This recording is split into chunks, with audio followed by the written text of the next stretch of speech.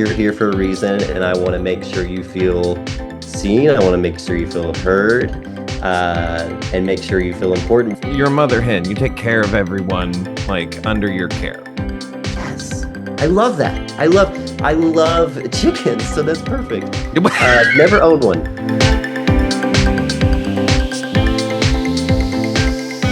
Welcome to Talkin' Improv, episode 3. I am joined by Alex Russell, the newest teacher for Dare to Fail Improv. Alex, thanks so much for being here. Absolutely, Rich. It's a pleasure to be here. I'm super excited. So let's dive into it. What do you love about improv and teaching improv? Oh my gosh. Well, for me, it really is, I think, the endless nature of improv that gets me the most excited, not only as a performer of improv, but as a teacher to get to see it happen in front of you. I think it's that ability to step on stage or step in front of a camera on Zoom and to really just create something in the moment that you could have never imagined, moments before.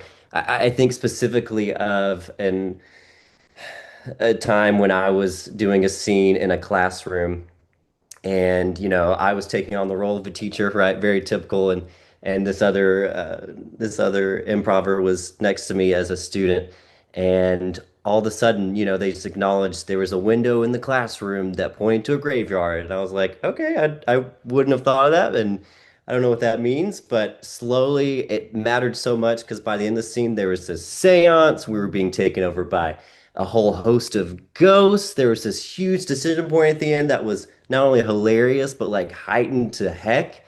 And I remember ending that scene and I was like, I had no idea this is where we're gonna go. But that's the beauty of it. It's truly the roller coaster of entertainment that way. So that's what I love to do as a performer, but also as a teacher to watch it happen. It's really Yeah. exciting. Yeah. Yeah, like I love all the art forms of scripted theater, but you know where the play's going. It was already written. We don't know where the improv scene could go. No, not at all. So, what is the Alex Russell style of teaching improv? What can a student expect from an Alex Russell class that might be that might be unique to you? Sure. Yeah. I mean, I would say a big thing about me is I'm a bit of a cheerleader, which is not the unique part, but something that I haven't figured out um, is how I seem to like zero in on people and all of a sudden they become the most important person in the universe. And I just really have this weird ability to do that for people. Unfortunately, that's why I feel like I can't do very good with like long-term relationships because it's got to be like a centered power thing. But I really do. Not that we need to talk about relationships. I feel this sense of like such importance that or such a um, just such a responsibility that I have to bestow upon, the students, the people taking the class, this sense of you're here for a reason, and I want to make sure you feel seen. I want to make sure you feel heard, and make sure you feel important because I think that's in the most in like impactful workshops and impactful improv stages that I've been on, I've felt those things. I've felt seen. I've felt heard. I got to use my voice, got to use my actions. And so as a teacher, that's something that's really specific to me is I really have that strong care for students. And, I think, whatever spice I put on it, maybe it's a little overblown, maybe it's a little bit uh too powerful. I don't know. I don't. I'll let our people decide. Maybe So it's much scary. I don't know. power. Yeah, right. Yeah. How we can do with all that power? But hopefully it's power for good, right? So Well, yeah. that's I mean, if I may, not to put words in with, but you're a mother hen. You take care of everyone like under your care. yes. I love that. I love chickens, so that's perfect. Never owned one, but that was a really helpful analogy because yeah, come on under the wings, baby. I love it. So, the two biggest pillars of the Dare to Fail Improv School are, we're here to support each other, make each other look good. That's rule number one by far. And of course, what the school is named after, Dare to Fail. What do those concepts mean to you? Yeah, I think they are fundamental, right, to improv in the sense that, without supporting each other and without daring to fail, um, the rest of the things that make great improv scenes are really not going to matter, in my opinion. You can have the really great object work. You can be really great with characters. You can be phenomenal with just naming who you are. Where are we? What are we doing? Like, but if you're just gonna stand there and like let that be like a one pony show, it's just not going to be a, did I use that analogy wrong? Run, I know, I one. love it. I love it. Okay, yeah. No Dare to one pony fail. Here we shows. go. One horse pony? Tell me what it One is real quick. trick pony. One trick pony. So if you're gonna be one trick pony on stage, that's great. For maybe like a one person little monologue, or maybe you're doing stand up or some other public speaking. But in an improv scene, those fundamentals of supporting one another and uh, daring to fail. I mean, I think those are two really crucial things because we're not necessarily asking, or I'm not asking you to try to fail, but if you don't at least let that be a possibility, you're gonna be afraid to try anything new. And when we try something new, beautiful things happen. So I think that's why both support and failing, or daring to fail, are so friggin' important. Absolutely right. Like I don't just want you to feel safe. Fail. I double dog dare you. Fail right in front of me. You're Yeah. gonna survive, and we're all gonna laugh about it. It's gonna be great. No one's Uh-huh. gonna get hurt. No one. It's gonna be great, and you're gonna feel better after doing it a couple times. I mean, it's so unnatural to fail, unfortunately, because our little adult brains are like, if I fail, everybody's gonna hate me. But that's also the beauty of these workshops and classes. We get to kind of be a space where, hey, we're not gonna hate you when you fail. We're actually gonna love it, and we're gonna kind of support that. So, Well, it's funny you say unnatural, right? Because it's like it feels unnatural in our culture because we're raised in these factories, schools, of like stay in line, all this stuff. But like natural, like babies, they'll try mhm. and walk and they fall and they get up and like they have no shame whatsoever about failing. Yeah. Oh my gosh. Yeah. I could go on about babies. I was having no. Chickens and Well, babies. I've hit your two button points. watch out. Watch out. You found the one thing I will not shut up about. So I'll let that point lie, and we'll talk babies another time. Fair enough. Can you, in all your experience, can you think of a time where you were leading a class and you really saw like a student make progress in real time, like they got it under your watch? The student would start every single scene starting conflict with their scene partner, Mm. which is it's just so, I don't know why it's innate in us. I think we're just like, maybe it's the animal inside of us. It's the chicken, right? The if it's not the mother hen, it's the father. What's the father version of a this isn't important, I don't A think. rooster? A rooster, right? The rooster inside. We're either the mother hen or the rooster. No. I'm gonna I'll back us up a little bit. So the student would bring a lot of conflict to the scene, right? Um, and I think it's just a natural tendency when we're starting a scene with another person that, for whatever reason, we want to kind of make it a little antagonistic. And Sure. so I just remember doing a little side coaching and encouraging this one student to, consider new ways to approach the scene, because in some ways conflict is not the end all be all worst decision. There's actually, there's not necessarily a bad decision. There's maybe a better decision when you're doing improv.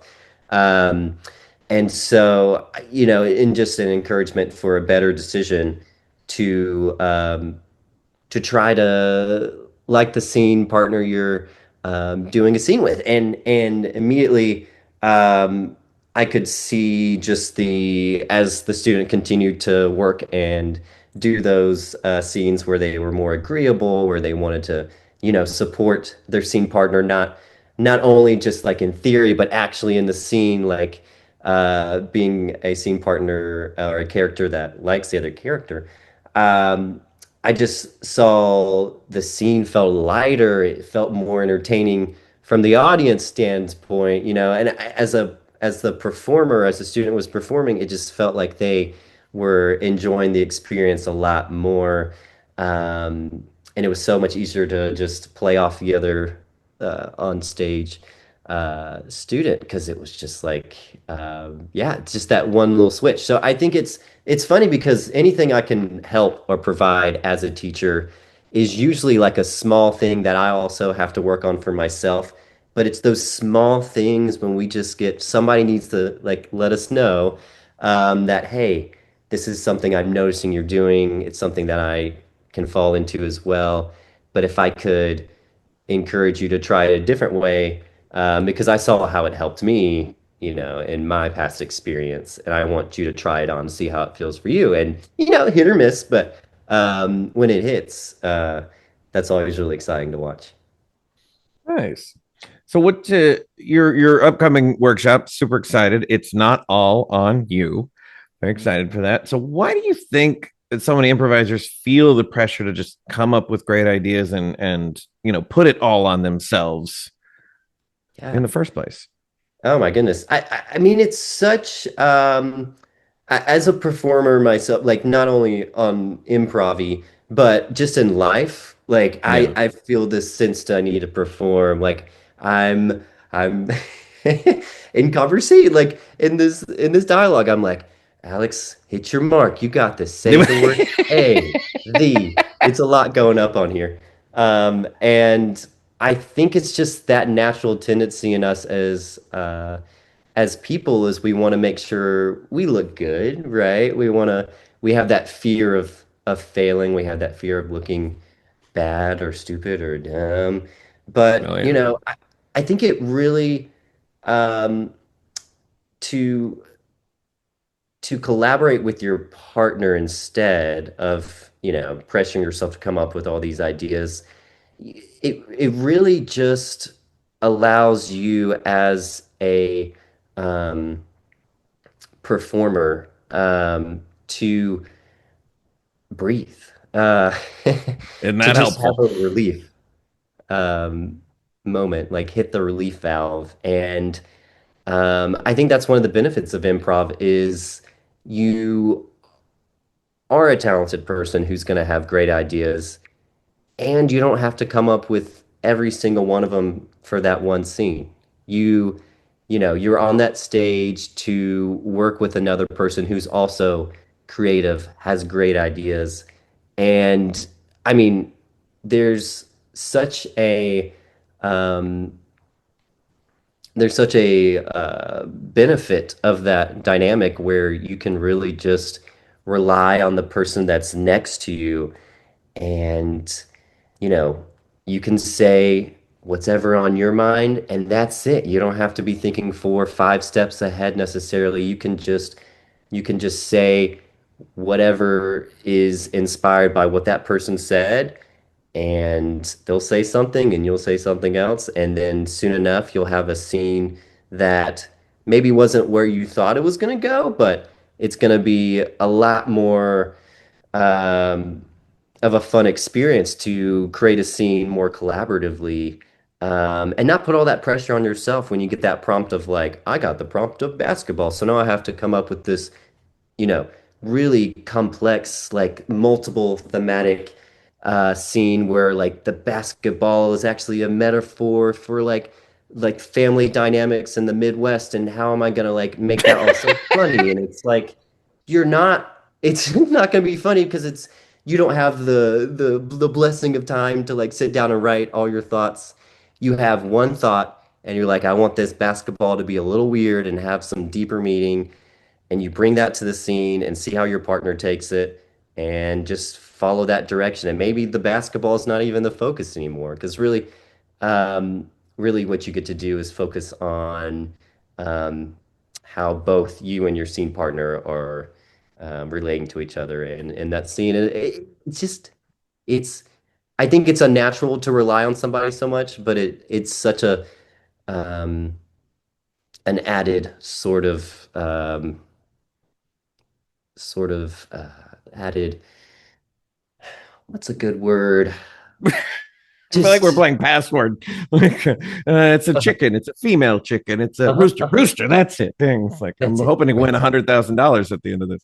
Uh, um, but just an added, it's just an added um level of fun. Oh, I can't think of Yeah, yeah, yeah. uh So I feel like some people feel like that the pressure to come up with a lot of stuff because they feel like if they don't, that they're disappointing their scene partner. mhm. Yeah. No, I think that's true. And the irony is it's like no, you're actually um everything that you do say is a gift to your partner and they're going to give gifts to you, so it's just really that give and take. um and yeah, as long as your scene partner knows that like they're also in an improv scene where the goal is to be able to, work off each other, I think they're they're going to want to support you and not see you have those moments where you just are so in your head and you're just like, oh, he really wants to like get to some point, but I want to help him. Like, I think that's really Yeah. the coachable moment there is, hey, you have somebody there that's here to help you. Like, rely on that because that's going to make for such a funner experience and a more engaging scene. So, Right. What is, you seem, if I may be so bold, to be a silly guy. uh-huh. Uh, what's so important about adults engaging in our silliness? Yeah, oh, goodness, I'm glad you brought it up because that reminds me of babies, right? The thing I wasn't supposed to talk about. But there is this nature, right, where we grow up and we're told that being silly is unprofessional and it's better to be like mature and things like that. And I'm not this is not Big Alex trying to say um this is I'm trying to reform the whole society and how, professionalism, I don't know, yada yada. Show up to work on Yeah, yeah. time. And I think there's all this added pressure as you get older and added shame on being silly because it's like, well, if you're silly, no one's gonna take you seriously. And if no one takes you seriously, then you're gonna get shoved into a cave and nobody's gonna be allowed to visit you because you're too silly. And I think I Banished think to the that silly cave. banished to the silly cave. We know a few people um, that had such a fate as that, but I don't think that's real. I'm just kidding. But I I do think there is this like taboo nature of being silly, especially as you get older. But I mean, it's just the simple nature of young kids, babies, all that kind of age group. Um, they don't care as much as adults do. And it's such a beautiful thing. You see it in their art, when they create things and they go like, I drew a picture of daddy. And it's just like a big circle, usually two big circles and like sticks everywhere. And you get to go like, oh yeah, that's daddy. And it's such a nice like I don't know, like the ability of the child's not like, oh, dad's gonna hate this portrait of him because it's like two circles. It's just like, no, I made something amazing and I want to show it off. Um, and I think we lose that as we get older of just like that kind of confidence in our art, confidence in our ability to create and share. And I think what improv allows us to do is to tap back into that just a little bit. It's almost impossible Yeah. to go full baby mode, is what I've learned. I've Never tried. go full baby. Never go full. It's so hard. It's so hard to tap back in, and if you go too deep, you can't come out. So it's really, real Benjamin Button situation. But I all that to say, I think it's a great challenge, right, for adults to be silly because most of the time we're not told to be, and this is the one place where you can be. So, I my, love it. my. Well, I think any student who gets to work with you is going to have a blast and they're going to be grateful for it. So if you're watching this before December 11th, go ahead and check out the link below for Alex's workshop. It's not all on you. Thanks for talking improv with me, Alex. Absolutely. Yeah. Thanks for having me. It was super fun.